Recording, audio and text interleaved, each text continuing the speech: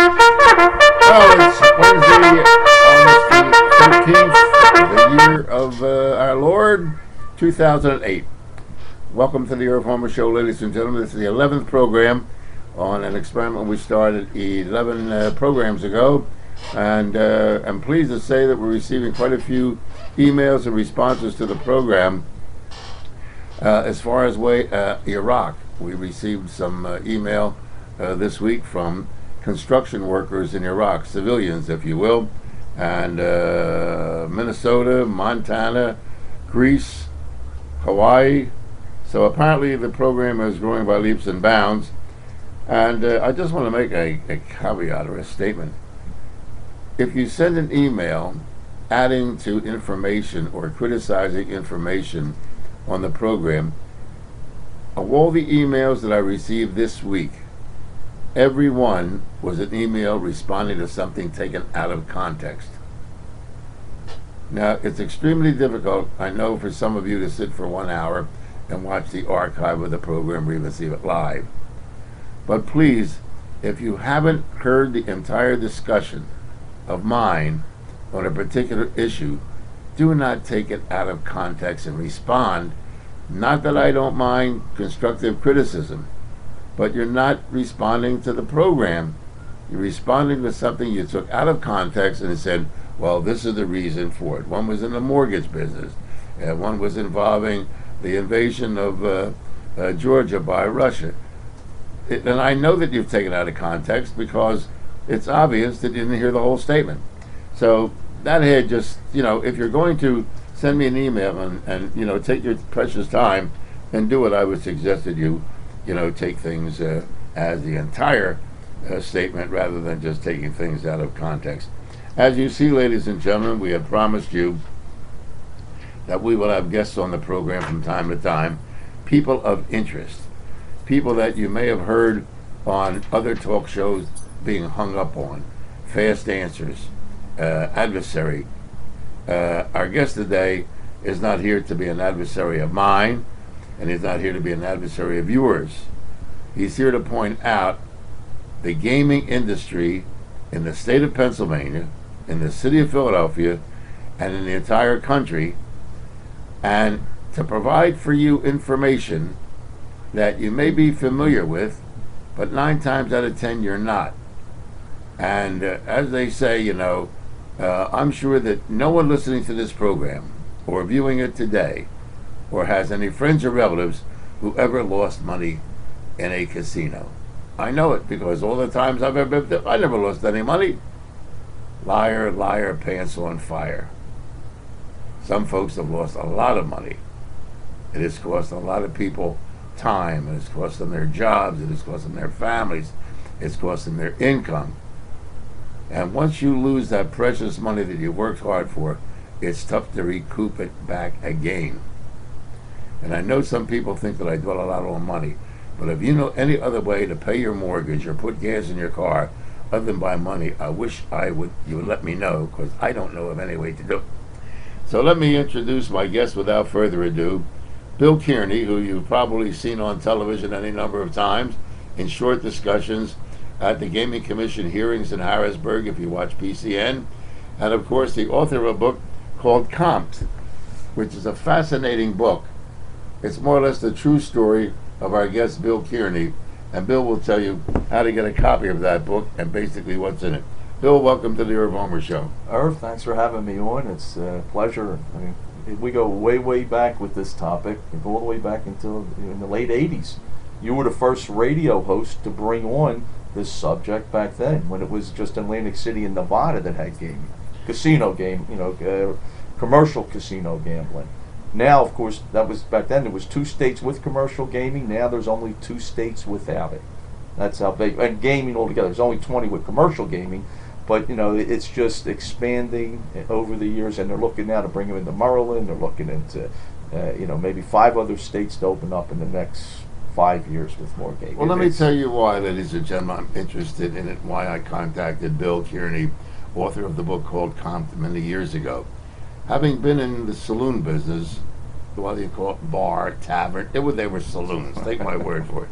They were blood pits. One of them in particular, you came in on a Friday night, we had transfusions in the lobby waiting for you when you walked out. And every one of them, I had a bookmaker in there writing numbers, and I had guys betting on shooting darts, playing shuffleboard, betting on the Friday night fights. I mean, the betting went crazy. And as long as they did it quiet, without making a big fuss about it, the liquor board never bothered me. So the liquor board knew what was going to happen. The bottom line was, a lot of my customers lost a lot of money. And the problem was that they would come to me to borrow it, Sure. to bail them out. It was in my place that it took place, or Georgie Walker's place up at 15th and Lehigh, or Connie Miller's down at 15th and Lehigh, or Johnny Melia's up on Glenwood Avenue. The fact of the matter is, we ended up being the bad guys because we owned the bars in which this gambling took place. So it got to a point where I said, that's it. No more gambling in the place. My business, Johnny Melia's, Connie Miller's, Walt Peterson's, our business, when we got rid of the bookmakers that were hanging in the joint, dropped by 40%. By 40%. That's almost half of the gross that we did, Bill. Sure. Well, was lost because they knew where the action was. They knew where to go, sure. And I mean, they guys bet on everything. Lo and behold, I come across Bill Kearney. I know this business. I know how evil gambling is, how addictive it can become. And now that the government legalized it, legitimized something that they used to raid my joint for, and the bookmaker gave you better odds on writing numbers, and he gave you better odds on football games than what the casino gives you. Sure. And they used to comp you too. They used to buy you a drink in the bar. I said, I got to get Bill Kearney on the air, and as a result, we became very good friends, and I gained a lot of information from Bill. So, Bill, a little bit about your background, real fast. A little bit about the book, about why you're so concerned, and above all, why you're not anti-gambling. No, I'm not against casinos. I'm not against casinos opening up. What I'm trying to do, and I've been, again, trying to do this since the late 80s. I tried it in New Jersey. I've been contacting other states that got gaming, Michigan, Illinois, Mississippi, Nevada. I'm trying to put in provisions and safeguards so when people walk into these casinos, they're not going to end up like me. Okay, and what happened to me is not a unique situation. I'm just one of many who were, got in bed with this industry, started chasing those comps, went from the buffet to the penthouse suite, and ended up losing everything. For those of us who are not familiar with comps, Right. It's a word that's used, but since there are a lot of people going into casinos now that never gambled before, Right. and they hear the word comp, what does it mean? Explain to our Well, it's listeners. the complimentary services they offer to you as a patron. And there's other industries doing the same thing. You have your frequent milers with your credit cards. You have a lot of industry comp people in ways similar, but nowhere near to the extent as the casino industry does, the gaming industry does. Because the gaming industry, first of all, when they build these casinos, they make sure there's no windows, there's no clocks. They have everything under the sun to keep you in these facilities so you don't have to leave. And when you're in there gambling, in order for you to make you keep reaching in your pocket, they're giving you these incentives, these comps. And when you start chasing those comps, you're going to justify your losses. That's what I did. I lost $1,000. Well, they gave me dinner, they gave me show tickets. And then they tell you, look, if you play a little longer, because time's real important, and you gamble more, your average gambling, your gambling goes up in the revenues that you're spending, they're going to give you bigger comps. So the next time you lose $2,000, or you gamble with $2,000, maybe you win sometimes. They're going to give you the food, dinner. They're going to give you show tickets and maybe a room. So again, you say, well, wait a minute. If I'm going to go anywhere in Philadelphia, New York, or Baltimore and stay in a five-star hotel, eat at a five-star restaurant, and go see a couple shows while I'm out on, a little weekend trip, it's going to cost me $2,000-3,000. If the casino is going to give me all this for nothing, I got $2,000 or $3,000 to gamble with, and that's what happens. So you're justifying your gambling. You're justifying the money that you're spending. Unfortunately, if you go into the casino and you see the people who are gambling in there, who are using these comps, those people would never go to Baltimore or New York every other weekend like they are in Atlantic City because of the availability, and now in Pennsylvania. Now, of course, here we don't have full-blown casinos yet. We will have them within 2 years. Now they're only slot parlors. But again, with slot powers, you're also, got the comp cards, the total reward cards, and you're getting comped. You're justifying your gambling. And that's the problem. You can't, the more you justify it, the more you're in that chase, the more you don't feel the pain because you lost that 500, but you got the dinner again, like I say, so it don't feel too bad. It's not like you go to the racetrack, you lose 500, and they're not giving you anything. You're sick over that. Or you bet a couple football games, you lose 500. The bookie's not sending a limo to pick you up. He's not giving you a room. He's not giving you dinner. You know what I mean? So it's a whole different system. And if we don't put safeguards and provisions in this industry today, we are going to be addressing compulsive casino gambling for the next 30, 40 years like we've been addressing drugs since the mid-60s when the hippie movement came in and the youth of America started using drugs for entertainment. We're still addressing drugs. We never answered that. We never won this war against drugs. We are now in a war against casino gambling as far as I'm concerned, because the casinos now, they're not 2, 3, 4 hours away by plane or by car. They're 20 minutes away. They're a half hour away. They're open 24/7. They're serving free booze. They're comping people. They have, in our state, in Pennsylvania, you can go into any one of our casinos and cash up to $2,500 in a 24-hour period with your personal checks. Okay, they're accepting that. Now, of course, the casino's not cashing them themselves. They're using a third party, and that third party is a secure check cashing company. They're not checking the balances on your account because they're not allowed. They have their system to know, weed out who's good and who's bad pretty much, but they're still leaving it open for people to cut bad checks and become criminals. They're also serving free booze. And when you were talking back in the day before casinos, when all the action for gambling were in bars and social clubs and throughout the cities and the states, and not just in Pennsylvania, but throughout the country, what's going to happen today to anyone in our city of Philadelphia here when the 2 casinos open up? If you have a liquor license or a food license, you're unarmed in this war. Well, let them worry about themselves. They were warned about the possibility. But let's talk about the reward card and the type of comps the casino gives you. Room for overnight, food, the comp. What's the comp? How do they figure out how much? And you had mentioned something. Time is important. Yeah, time is very important. Time what? Time that you're in the casino, time that you're playing, and what is the reward card? Explain to our the time. What's important about the time? They know that the longer you're there, the more you're going to lose. It's that simple. So time is very important. In my own time, when I was a gambler back in the 80s, I went into casinos that I didn't play in, some of them, for the first time. Maybe I walked in with 5, 10, 15,000, bought in, played what's called a shoe in blackjack, and real quick, maybe in like 20, 25 minutes, maybe won 10,000, 8,000, whatever. And then I get the money, go in, take the chips, and leave, cash out, and then I go back to ask for a comp. And they say, well, we're sorry, sir, but you didn't play long enough. Okay. I said, I didn't play long enough. I'm betting 500, 600, 1,000 a hand. I didn't play long enough. That's right, you didn't play long enough. We're not going to give you a comp. So, they want you in there. They got to keep you in there because the longer you're in there, the more you're going to reach in their pocket, the more, just that is a physical compulsion. Just keep reaching in and putting the money into a machine or buying into the table. So they know that you're going to get into it. You're going to become compulsive by nature. That's just the way this industry operates. Now you're going to be compulsive about your gambling. Now you have a problem. And no one in our state or any other state is addressing this problem. And people say to me, Bill, you're making it, the government involved, and it's a nanny state. They're bringing all these things up, like I'm trying to tell people, that they shouldn't do this. It's you're going to burn in hell or something. What I'm trying to explain to people is that these are not the circus or the carnival come into town once or twice a year. They're here forever. They're here for mom and pop, for the baby boomers, for our kids, for future generations.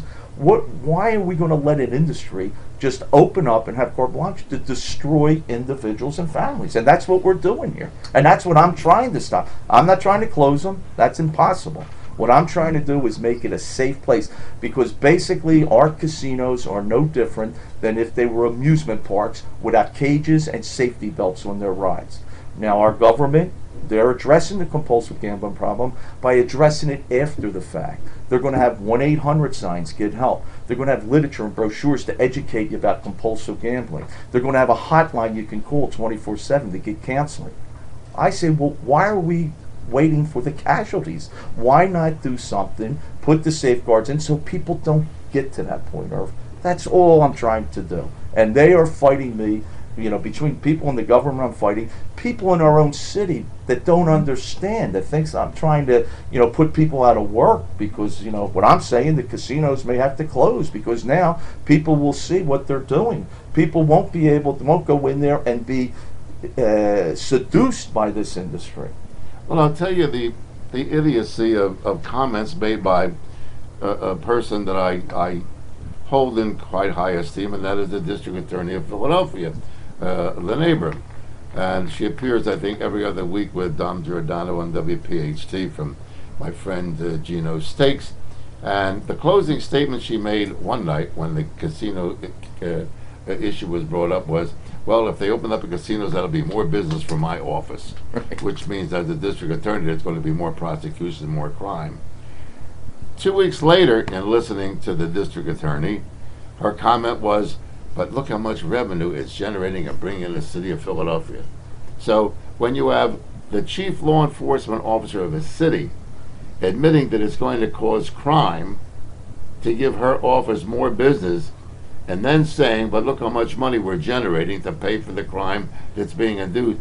There's a hypocrisy there, a double standard someplace along the line that probably, to me, I think somebody got to Lynn and said, Lynn, shut up, please. Smooth over that comment that you made the last time. And although she's known as the tough cookie, I'll never forget when she was at Famous Deli and Fumo told her once, get out, put the sandwich down and get up to the Northeast and start campaigning. So politicians take orders no matter who they are. The thing I find fascinating, it's not the amount of money you gamble, folks. It's the time you spent gambling. So if you're gambling, say, Bill, $1,000, and on your card that you put in the machine or you give to the dealer or whatever you do. It's the comp card. And he sees these are comp cards that Bill has here. And they're all over the place. I mean, you can have more comp cards, you can have credit cards. It's a reverse credit card, folks. And what it is that you think you're only going to lose 1,000, but you're the guy that's going to get comped if you're there an hour. If you're like Bill and walked in there and put 5,000 down, 1,800 and walked out and said, "Where's my comp?" They don't care about that. He didn't spend enough time there. Yeah, the time is very important. In the short period of time that you make the hit and get the money, you can't get addicted. But you sit there for the hour for $1,000, you'll get addicted to either the slot or the shoe or whatever it is. And you know what really bugs me, Bill and folks? We always get these grandiose things that are going to solve all our problems. Now, when they came out with the lottery, it was a lottery, right? Right. Then they had the scratch'ems. Then they had the itch'ems. Now they got the squooz'ems. They got every damn thing under the sun to get more money for something they knew wasn't going to work when they first put it out to generate enough revenue. Now they come out with this nonsense about the casinos that they're not going to have table games. Can the casinos in Pennsylvania, Bill, make it without table games? Can they make it on slot machines only? Absolutely not. Because, folks, if you're spending $310 million for a casino, how are you going to do it with slot machines? And if you look at the $5 slot, there weren't that many people playing. Well, let's put it this way. If they could keep the same revenues as they're doing today, and they've been doing in the last, say, 20 years with slot machines, yeah, they would just keep slot machines and never have table games, because table games are more expensive. It's more of a cost to the casino. Well, and I say it's more of a cost. They have the dealers, floor piece people, they have pit bosses, but again, remember, in a casino, the dealers, they pay them minimum wage. The players who are in there losing their money are subsidizing the casino owner's payroll by tipping the dealers, which is another, that's another scam. But the problem that the gaming industry has, and they know this, that's why years ago, in the last 10 years, Texas Hold'em has been so big.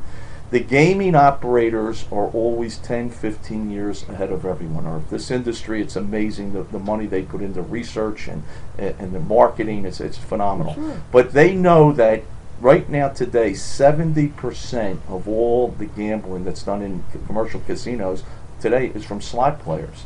They also know that right now throughout the country, and especially here in Pennsylvania, because it is only slots, they have about 45 to 50% of all slot players are seniors from the great generation. So the gaming operator knows that in the next 5 to 10 years, those seniors won't be here anymore. And baby boomers, my generation, the males are traditionally table game players. The women do play the slots, all right?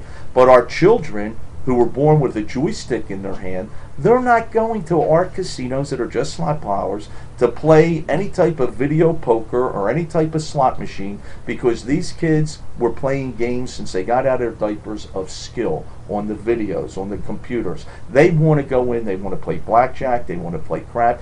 They're bringing them in with this Texas Hold'em. I wrote about this 10, 12 years ago, that Texas Hold'em is to bring the masses in, to bring all these young males especially in, get them into these tournaments. And for instance, in Atlantic City, there's 11 casinos. So let's say that on a weekend or during the week, they have 1,000 kids, young people, coming in to play in these Texas Hold'em tournaments. That 1,000 come into these casinos, all 11 of them, maybe it could be 2,000, 3,000 of them, but they know these tournaments are anywhere from 4.5 to 6 hours long. In the first hour and a half to 2 hours, 80 to 90% of them are out of the tournament. They're not going to play slot machines. You'll go to the casinos, you'll see those young guys shooting craps, playing blackjack, playing all the other table games, and the gaming operator knows when that kid goes in and buys in on that table for a couple hundred, and God forbid he catches a shoe or a roll of the dice or a spin of the wheel and wins maybe $1,000, $1,500, $2,000, $3,000 in a short amount of time, he just put the needle in his arm. He's going to come back. He's going to come back because he's going to think he can do it again. If he loses, he may come back to get the losses back. Now, what's going to happen? Now, we're talking Atlantic City. What's going to happen, and I'll just say Philadelphia because there will be one in Pittsburgh, and there are, Bethlehem's going to have the Sands, which is a huge property they're building there. But picture Philadelphia. You're going to have 2 casinos in Philadelphia, and when they open, I believe they will have table games within a year to 2 years after they open, or maybe when they do open. Now, you got all these young guys working in Center City. What's going to happen to the guy who has a 2-hour break in between appointments, a stockbroker or any type of business, or the roofer, the construction guy when it's raining and it's snowing and he can't work? What happens when they go into these casinos and they sit down at a blackjack table, crap table, or whatever they're playing, and they start winning? Do you think they're going back to work that quick, Irv? How many of them are going to get on their cell phone and call the boss and say, I don't feel too good? Now the boss is going to lose productivity because now his employee ain't coming to work. Or God forbid, those employees could end up with a boss like me who goes into the casino, bites the casino apple, loses everything, and puts them all out of work. And that's what I did to my employees back in the 80s. The thing that always worried me about that is there are, at one time I think there were 6 portfolio managers. Now there's about 3,000 of them. There's a lot of people today that handle other people's money and have access to it. Right. And what worries me is when the smart guy, and I mean these are smart guys, they're college graduates, they're Wharton School graduates, and I read about it in the paper, and if you read the papers as I do, as carefully, folks, especially when it comes to how much money is being lost in the casino, gambling, extortion, bribery, you name it. I don't want anybody that is handling my money to go into a casino. Okay, sure. Now, I may be a little fuzzy and a little stodgy, but if I'm going to lose money, I'll lose it myself. Mm-hmm. I don't need some bookkeeper that works for me. I don't need some investment broker that works for me. I don't see some bank teller to take my money because they've got an addiction. Right. And that's one of the fears, plus the stealing from the wife or stealing from the husband, because many women are getting addicted. Oh, sure. And this whole concept of the con job of getting gambling in the state of Pennsylvania, Bill. The horse racing industry was dying. Mm-hmm. My answer is, so what? They closed Garden State Racetrack. They closed Atlantic City Racetrack because they weren't doing any business. They opened up the casinos in Atlantic City. The racetrack is still closed. Right. So now Philadelphia Park, which is in walking distance of where we're doing this broadcast, to save what horses? You mean to tell me that somebody is going to gamble, is going to be able to gamble with fast action, who's going to go downstairs and bet $2 on a horse and wait for that thing to go around the track and then wait another 20 minutes before the next race? It's not. What kind of con job was it put on the people that they're going to save the horse racing industry? How much money did the horse racing industry generate in the first place that we had to get casinos to save it? Okay, well, what you're talking about, and if you live in this area, if you're from Philadelphia, if you live in either Bucks County, Montgomery County, or even South Jersey, or even North Jersey, you knew that in this area there used to be 10 minutes from here you had Liberty Bell Park. Okay, then you had Brandywine, which was about an hour, 45 minutes away, and you had Garden State across the bridge. But forget Garden State because that was in Jersey. But if you look at the two racetracks, Liberty Bell and Brandywine, when they closed down, and the reason they closed because they couldn't compete with Atlantic City, and the reason they couldn't compete is because, again, people got addicted to that fast action in Atlantic City. People weren't going to a track and waiting for horses to warm up, then run around, go out and place your bet. There was too much time in between, and not only that, the racetracks never comped their patrons. There was no comp system in the racetrack. So when they talked about saving the racetrack industry, that was just a ploy to get gaming into Pennsylvania. When they pitched it, we're going to have all these people that are going to be working. Agriculture is going to make all this more money because we're going to have all the tracks up and running again. They're going to be prosperous. The only way the racetrack industry, the racing industry, horse racing industry, not just in Pennsylvania, but throughout this country, can ever survive what's going on competing now with casino gambling is if they go to a Ben-Hur theme and have chariots with spears and swords, and they actually kill each other going around the circle. Then the youth may come back to watch it because that's the only interest that could get them into the place. So that's not happening. So when they started with the money to save the racetrack, when they seen that wasn't such a good pitch, then they went into property tax relief. That was the next thing. We're going to give all of you so much, everybody in Pennsylvania except for Philadelphia and Pittsburgh, they're going to get a discount on their regular taxes, city taxes. We're not going to, we're going to give each homeowner $400, $500, $600. Well, even if they gave everybody $1,000, which that's a nice number, how much money? The people don't do the math. Or right in our area, when the two casinos open up on the riverfront, which I believe they're going to, I know we argue about this, but I believe they're going to be, and even if they're not, they're going to be somewhere in Philly. We already know that Chester's Casino that Harrah's owns, and the one in Ben Salem, Philly Park, we know in 2007, they did over $700 million in revenue, those two locations. When the two open up in Philly, they're estimating to do $450 to $500 million. And the two that are opening up in Philly are major players. This is Neil Blum from Chicago, who's opening up Sugar House, and the chief from up in Connecticut, Foxwoods, which is the largest casino in the country now. They're going to put properties in Philadelphia that will do that type of revenue. So now we're talking, let's say they hit $1 billion, and let's say the two properties, Harrah's and Philly Park, which is now building their $350 million expansion, which just so happens to be 600 yards away from the racetrack, which means you've got to take a shuttle over to get to the track. So the track people are all upset about that. And right in back of a Roman Catholic church, and I'd like to know how that church allowed that casino open up right behind them without objection. Well, I always like to ask the question, why the Catholic Church has never, did anything with this expansion of gambling anyway. They don't say nothing about this, but that's another story. But if you look at those four properties, the two in Philly, the one in Chester, the one in Ben Salem, and now let's go to Bethlehem, which isn't really that far from here, maybe an hour, but it hits that whole northern part of Bucks County. Now, the one in Ben Salem, in Bethlehem, that's the Sands property. That's an $800 to $900 million property. They're looking to do $500 to $600 million a year. So if you take 500, let's say they do, the two in Philly do 900. That's 1.4 million. Add another 800,000 from these two properties. Now we're talking what, 2.4 or billion. $2.4 billion dollars a year coming out of Chester, Montgomery, Bucks, and the city of Philadelphia. Where's that money not going? What did Ross Perot once say? If NAFTA went through, there'll be a big sucking sound going to Mexico. There's going to be a big sucking sound going.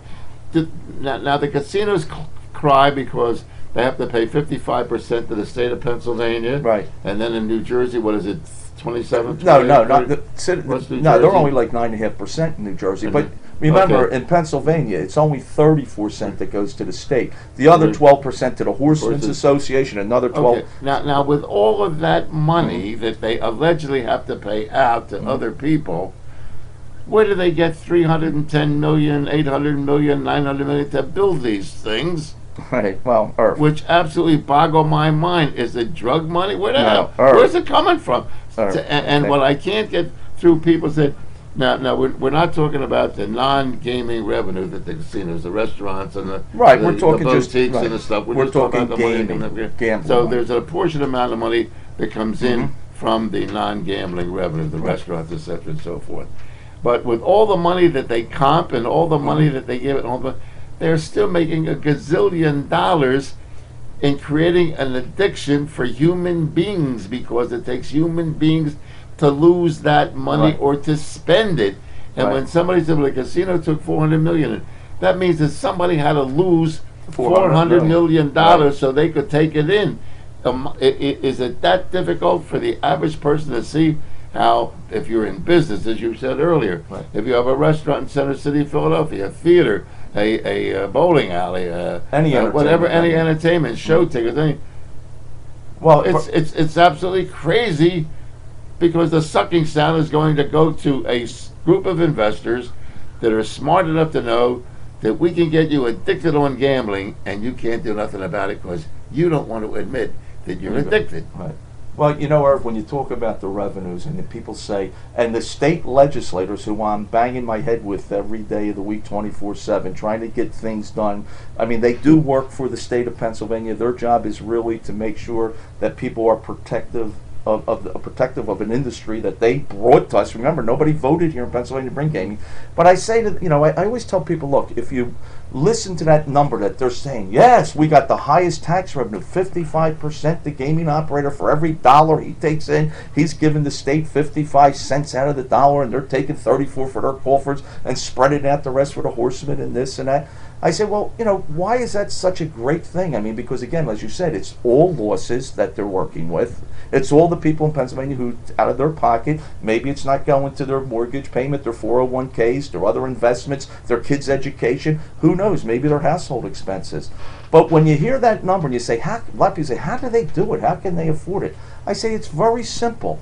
And today, especially, if you live near a casino, if you're near one, and I say this, and people say, my God, you're promoting the casinos. I say, I'm not promoting it. I just tell anyone that I speak to, when you hear me speak, I say, go to the casinos. Walk inside the casinos, and what do you see? You don't see no shelves, I can tell you that. There's no merchandise in this industry, Irv.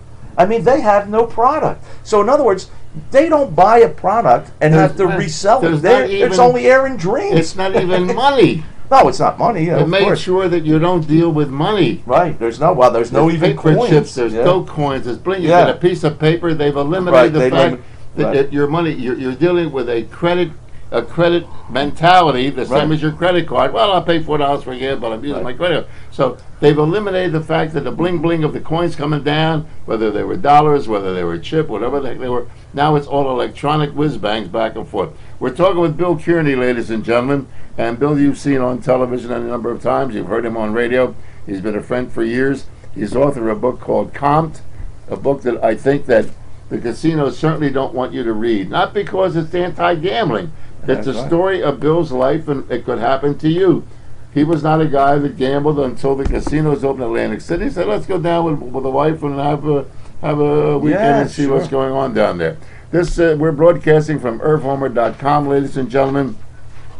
And of course, my website, if you want to contact it, is www.irvhomer.com. You can email me at evilirv@irvhomer.com. Once again, RGH Computer Services is making this broadcast possible. 215-322-8685 is their number. That's RGH Computer Services at 215-322-8685. We're getting some notes passed to us from emails here. Is anyone keeping track of the number of businesses that are closing because of the new casinos, Bill? Well, there's no. Let's put it this way: the big boys haven't opened up yet, and that, except for one which opened up in the Poconos, what are called stand-up venues. Right now, it's mostly racinos. There are people in this area that what Philly Park is, which was just their temporary facility that did again over $350 million in 2007. There are merchants who I've talked to on Street Road and in the area that say they feel it now. A lot of them see that, hey, if this is their temporary facility and this $350 million property they're building, what's going to happen then when they're going to have 6 liquor license. From what I understand, each casino gets 6 liquor licenses. They're going to have 5-star restaurants. They're going to have sports clubs. They're going to have nightclubs in all of our casinos that are going to be like Studio 54 from my day. So anyone in the city of Philadelphia, Bucks County, anywhere around casinos, because remember, go to Atlantic City, go to Detroit, go to Mississippi, go to wherever there are casinos. You're not going to see Fridays opening up, like a chain food store, even Red Lobster. They don't open up where these casinos are. The only time they want to do business is if they can get a piece of the action and be in the casino. No one that has a liquor license, again, which we mentioned before, or a food license, can compete with an industry where people believe, the patrons think they're getting this free with the comps. They're going to have buffets in these casinos. Now they don't have it yet because they're not, they're really temporary facilities. But when the ones are finished, that the ones too in Philly and when Ben Salem's done and Harris, they're finished with theirs, you're going to see buffets that not even Lebec Fink could put out. I mean, you've seen the buffets in other casinos. So you're not seeing it yet, but you're going to see it once they're all up and running, especially when they become full blown, because then they're going to attract the seniors, the baby boomers, and our kids, okay, the young generation, who you see going down to Atlantic City to the Borgata. They'll be going to Foxwoods. They'll be going to Sugar House when they open up. And again, remember, they're going to be going on a 20-minute, half-hour ride, not an hour and a half, and they will be going more often. Just like here, I'm sure if you went into any of the casinos, and again, I promote, if you live near a casino, you drive by a casino, park your car, walk inside before you reach in your pocket and invest any money, because I call it's like investments here, because you're taking the money and putting it in, taking a shot of making more money, right? Look and see there are no shelves, there are no merchandise. Look at the people gambling. You think you're going to see what you see them advertising on TV with people, young people, gorgeous, all these good-looking people, happy, dancing, falling in love at dinner. You're going to see blue-haired people in polyester suits that never gambled in their life until casino gambling became available, from the great generation. That's what you see. You go there from 8 in the morning till 5. That's all you're going to see. And you'll see it up till 8, 9 o'clock at night. Friday and Saturdays, they will get some young people in because they're just going in love. Everyone I know who's under 50 tells me they don't want to go to these places because there's nothing there. They're not slot players. When they get full-blown and they're completely built, they'll be in there. So listen, when you're talking 2.4, maybe $2.5 billion coming out of those areas I just mentioned, where isn't that money being spent? I mean, it doesn't take a rocket scientist to figure this out. And I'm not just talking restaurants, or saloons or nightclubs. I'm also talking about home improvement, clothing stores, other merchants that are going to feel too, because, remember when Governor Rendell passed this bill, when he signed those papers, and people question about all this money, it's exposable income. Well, I don't know what happened, but I don't know too many people today. I mean, I do know what happened, but you don't hear that exposable income much because people are tight now because of the way things are with gas and everything else. One of the frauds, Bill Kearney is our guest, folks, and the second question from one of our emails, what about the decrease in revenue going to New Jersey? Is it just a shift as to where the people gamble spend their money? Is it the same amount of money coming into Pennsylvania that used to go to New Jersey, Bill? Well, listen, that was another pitch when they brought gaming. We're losing $3 to $4 billion a year because it's going to Connecticut, West Virginia, Delaware, and New Jersey, Atlantic City. Why not capture all that money? And they can't argue that point. They're right. I mean, there's a lot of money. Maybe it is $3 to $4 billion. I don't know the exact numbers, but I can tell you this much: if let's say it's $3 billion that's going out of state and being lost in these casinos in other states, it's going to be $4 to $5 billion, I believe, when all 14 are up and running. That's going to be spent, and out of that $4 to $5 billion, at least 90% will be people from Pennsylvania. And when that happens, okay, the reason those numbers are going to be so great is because the guy, mom and pop, let's say, that goes to Atlantic City, Delaware, West Virginia, or Connecticut on a 2, 3, 4, 5 hour round trip, they're not going to go more than once or twice a month.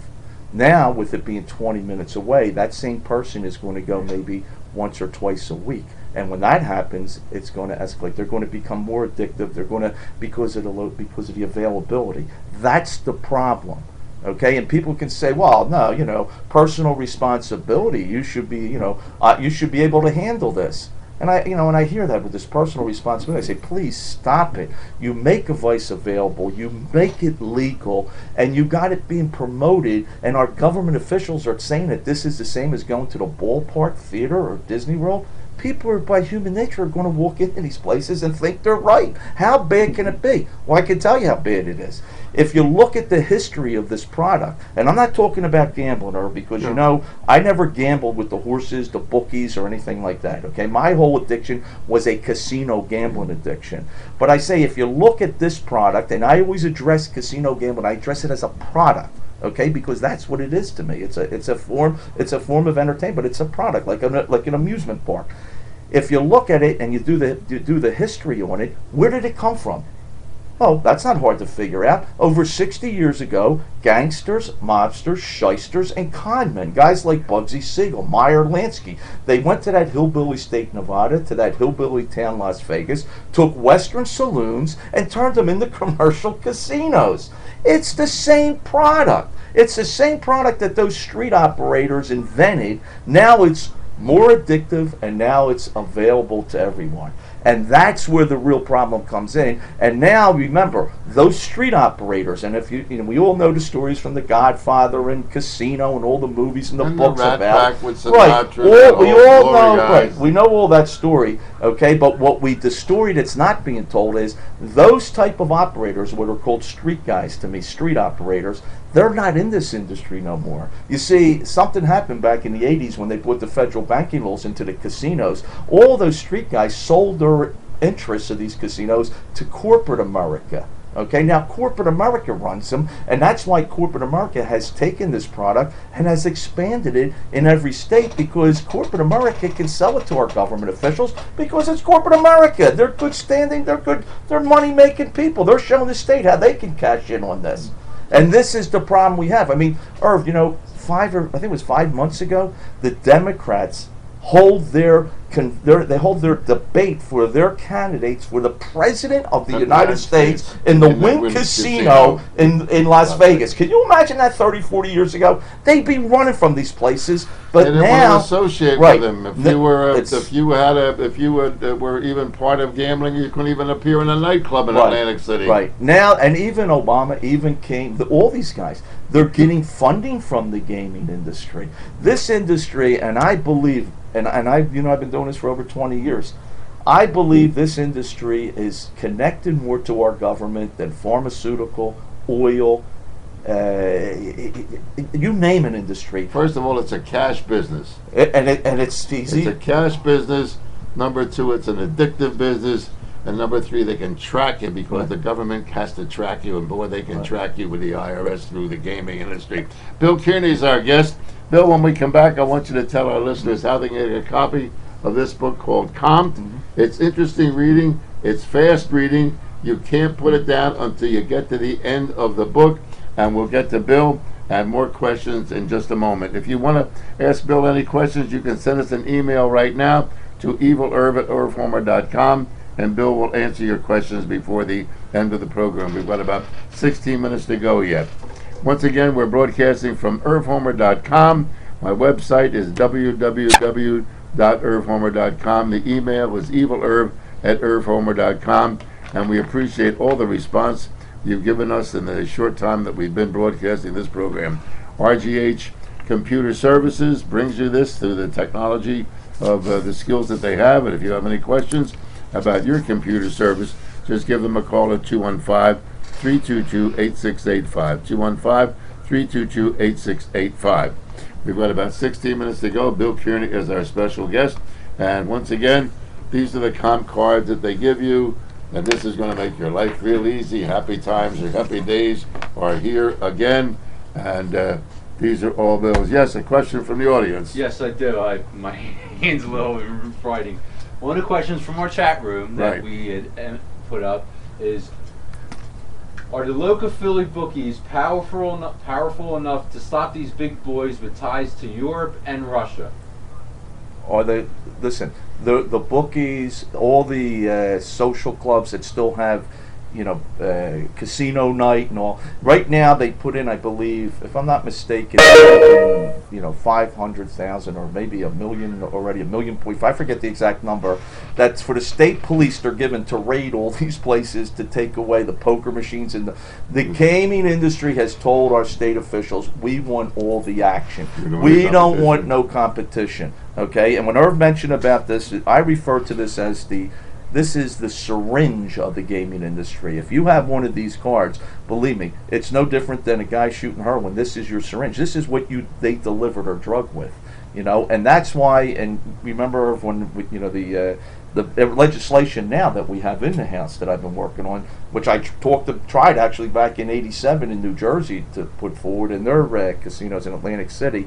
But right now, in our state, there is 2 bills. Well, man, I want to get to them and discuss those. One of the things that I found interesting and had been involved in this for years, the fact that you're going to get money back, ladies and gentlemen, from the gaming industry to help defer the cost of your real estate taxes doesn't mean anything. And I'll tell you why. Because in Philadelphia, they have a thing called the Board of Revision of Taxes. It's immune from the mayor. It's immune from anybody. The only thing that has a connection to the Board of Revision of Taxes, as far as I know, is the school board. And it used to be the school board had their own Board of Revision of Taxes. And there was a Board of Revision of Taxes. And one of the con games that they pulled in Philadelphia was they took 30,000 uninhabited houses, not habitable, put them on accounts receivable, went to New York and sold them a bunch of bonds on accounts receivable on tax revenue that never existed. The houses were never going to generate any revenue whatsoever, but the bond guys in New York weren't going to come to Philadelphia and say, well, we got 30,000 houses here in Philadelphia that you can't receive tax revenue on. I don't know whether that con game is still going on or not. But I guarantee you, ladies and gentlemen, as sure as I'm sitting here with Bill Kearney and talking to you, if you get a refund from the state because of gambling, it's gambling, it's not gaming, gambling, your local supervisors and township commissioners are going to raise your taxes to eat that up. Do you think for 1 minute they're not going to? Why don't you grow up and start realizing, and Bill has said many, many times, there ain't nothing for nothing. There's no such thing as a free lunch. And Bill has always said, you don't believe there's no such thing as a free lunch, Herb? Go to the buffet at the casino. You'll see how many people want a free lunch. And they believe it's free because they're getting comped. And that's, it's amazing when the things that you see, if you just walk into these casinos and before you gamble, look around, look at these people. I mean, to me, it's like walking into an opium den. They're mesmerized. They're getting high. No different than back in the '60s when drugs became used for entertainment with the youth of America. That's what. Again, it's the upside. It was only the youth of America getting high back in the '60s. We have three more casinos. We have 3 more questions on our message board. Ron, what are the questions? We have a few more. The next one is, they think casinos have replaced churches as the new religion of the people. Can we really stop it? Well, listen, I can tell you one thing. The churches on Sunday, being the casinos are open 24/7, they're going to have empty pews and empty baskets. So if I was in the clergy, I'd be working real hard and trying to figure out how we can stop these casinos from breeding these compulsive gamblers, or they're going to be closing their doors.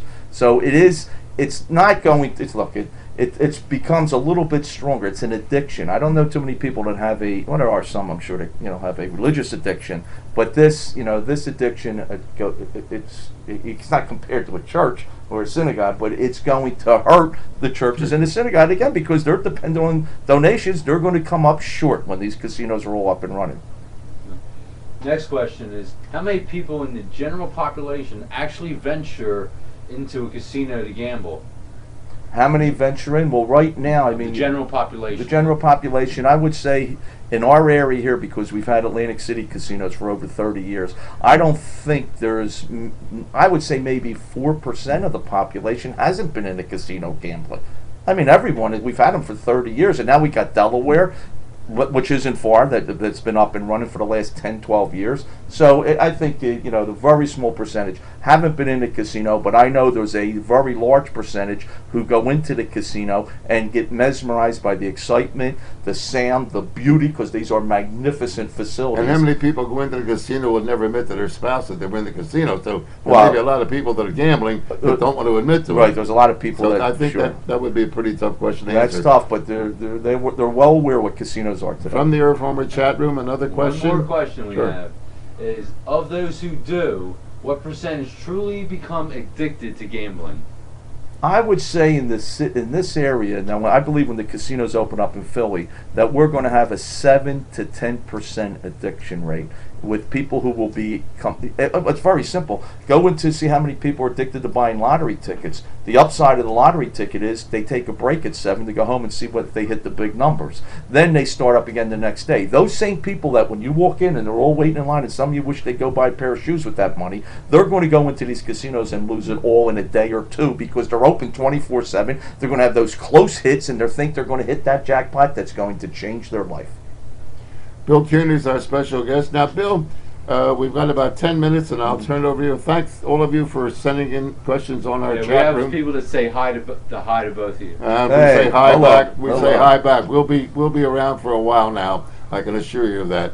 What led now? You have to remember, ladies and gentlemen, Bill is not against gambling casinos. He's not against it, but what he wants is to put something in place so that when he was in those casinos in the 80s, he would have had what did Texas guy once say? Never give a sucker an even break.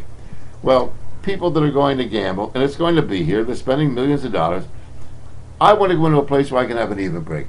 You research how much your car costs, how much the floor plan is. You buy a television set. You want to know about, you go on the computer. There's no way to get in the computer there and find out how much you can win or what your chances are of winning or losing. So what Bill wants you to do is to have an even break. Walk in there armed with how to protect yourself and how to get some type of protection for your family. Bill, let us know what you're doing and how you're making out with it. Okay, right now in the House of Representatives and in our Senate are two bills. In the House, it's House Bill 783, which Representative Paul Clymer sponsored, and in the Senate, it's Senate Bill 423 that Senator Wunderling, he's put forth. Both of these bills were bills before in 2005 and 2006 under different bill numbers, but the same language. This legislation is going to make every casino operator in the state of Pennsylvania who's giving their patrons comp cards to track them with, because that's basically what this is. It tracks how long you played, your average bet per hour, your wins and your losses. This is how the gaming operator determines what comps you're going to receive, whether it's the buffet or the penthouse suite. Now, so at the end of the month, the casino knows more about you and what you won or lost than you know. They know how many hours. They know everything. They know what you like to drink. They know everything about you, these guys. They know the size of your shoes, okay?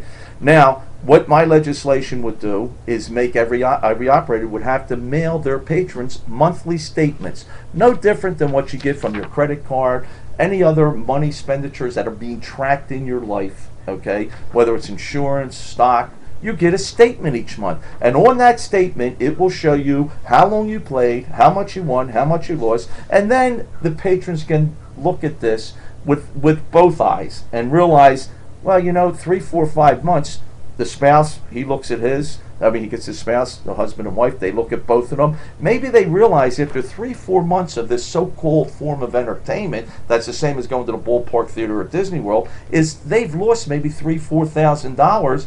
And the only difference between this statement and the statement you get from your credit card company is you won't have a minimum payment here. This will be real money blown. It's gone. You can't recoup it unless you go back and win more. And some people say, well, won't that make people go back and gamble more? And I say, yeah, because when they get their statements from their credit card and they see they blew $2,000 one month, I'm sure people are just running out and blowing another $2,000. It's not. It's an awareness thing. It's not going to... This is not a cure for compulsive gambling. The only cure that I've ever known in my lifetime for a compulsive gambler is when he goes belly up, when he exhausts every resource of getting funding for his addiction, then he will stop. Other than that, there is no cure for this. I always tell people, in our country, and we're old enough to remember, some of your listeners may not be, but in the 50s and 60s and into the early 70s, we addressed alcohol. People weren't ashamed to say your father, your sister, or spouse, your family member, your loved one was an alcoholic. We talked about it. We looked into it. They did research on it. They did the same thing with drugs in the 70s and 80s. In the 90s, the gays came out of the closet. It's not considered an addiction, but I'm just saying those type of things were in the closet. The gambler will never come out of the closet because the gambler has too much luggage. A gambler does things that, tax evasion, insurance scam, fraud. They do everything under the sun to get the funding because, remember, a gambling addiction is the most costly addiction. And I'm not saying it's greater than drugs or alcohol because we all know the problems of that and what that causes to an individual and family. But think about it. You can see an alcoholic. Right. You can see a drug addicted person. You can see these things. Gambling is a hidden addiction. You don't know who's gambling and who isn't, and you don't know where your money disappeared to when your pocketbook was gone. Right. And that's why when it comes to numbers and everybody gets into what percent, I said, please stop it. There's no way of getting a true count. Isn't it strange that Bill Kearney is really the only guy out there addressing this? And the only reason I'm addressing it, Irv, because basically I don't care. Okay, I died back in the 80s with my addiction in the casinos. And when I say I died, I'm not talking about all the money that I lost, the property and all the cars and everything. I'm talking about what I did is I destroyed a family. This is what I got to live with. I don't wish that on my worst enemy. And this is why we have to put safeguards and provision to protect the virgins, the novice, the guy who don't know about this industry, who walks in and is inundated with the TV commercials and thinks this is Disney World. Irv, it's not Disney World, okay? And we must do something. I mean, look at what we let them get away. And it's no big deal. They're already tracking. They're already tracking. They have this in place. I mean, so what's the second, Bill? Okay. Well, the other thing is, again, I would like to see them not open 24/7. There's no reason to have these casinos open 24/7. And if you want to see pathological gambling in full bloom, go to the casinos during the week at 3, 4, 5 in the morning. That's when you see the sick of the sickest. Also, they shouldn't be allowed in the state to cash checks because, again, they're leaving it open, like I told you before. They're not cashing it themselves. They're using a secure check cashing company. They're leaving it open for people to cut bad checks and become criminals. They shouldn't have ATM machines on the casino floor because in Pennsylvania, the gaming law says they're not allowed to have credit. And if the gaming operator has an ATM machines on their floor, on their casino floor space, and people are going up and getting cash advancements, and those people that own those machines, those credit card companies, are paying the casino a percentage to have that there, isn't that make them a part of a loan transaction? Sure. So abolish that. Don't make it easy for people to get that money. And eventually, as far as I'm concerned, abolish the comps if you can. Because believe me, I know from my experience and my involved in this for over 20 years, in this area especially, if you know people who are gambling, all they're talking about is the comps. More people pick up their gambling addiction from chasing the comps than from the actual gambling. Bill, once again, let me remind you that the book comp is available. Well, it's actually out of printer. It's out of print. But if we're going to get it up again. We'll get it up again. We have another question. What is it? All right, good, yeah. All right, this one is, it's a little bit of one. First it says, do you know anything about subprime car loans? The story is he lost all his money gambling and the casino told him that they would comp him a rent-a-car, but he needs a regular car to get his life together. Do I know anything about the subprime? Well, listen, the subprime car lending is just like the subprime mortgage industry. Okay, it's the subprime is exactly what it means. It's sub, it's below, it's the bottom. It's people who have bad credit, people who have nowhere else to go. Well, the casino promised them something? Yeah, that's what it says. It says the casinos promised him. Okay, well, I can't imagine that unless they were telling about they were going to pick up his tab they maybe said for a rental car. They would comp him a rent-a-car, but he needs a regular car. Yeah, you know what? I happen to know a guy who did gamble in the casino. This guy George from I don't want to mention his last name. They comped him a rental car? No, they did pick him up for his rental car, and him and it was a couple guys. Andy, as a matter of fact, there's a real big gambler. Her name's Karen. I don't want to get into names. So it can be done. The casino will do anything they can. If you're gambling enough, they're going to make sure that you're comfortable and you're happy and that's your place to go, because eventually they're going to take everything you have, and when you go in, they're not even going to give you a hoagie one day, because that happened to me. Bill Kearney has been our guest, And ladies. they do have a comment. They said Bill is the great wizard. He is very smart. And maybe you have one. It's like this one looks like could be like a short yes or no. Do you think Gamblers Anonymous actually works for people? I think if you stand in the corner on your head for 3 hours a night and it makes you not gamble, that works. And Gamblers Anonymous, look, it does work if you get into that program, but my experience with Gambler Anonymous is the problem I have with it, it's anonymous. And by being that, who are they helping? And again, they help themselves, which is fine. Let that happen. It's also after the guy's hooked. Right, the guy's already hooked. What you're trying to do is something right. to prevent I don't want people to end up in those rooms across the country. I want people to not get this habit. But if they do, go to Gamblers Anonymous. Do whatever it takes to stop. Ladies and gentlemen, this is the dope needle of the gambling industry. The syringe. This is the syringe that'll fill you with happy thoughts and have you entertainment, and a good time is had by all. I'm Irv Homer. Bill, to be continued, my dear friend. Yes, sir. Thanks again. Thanks so much, everyone.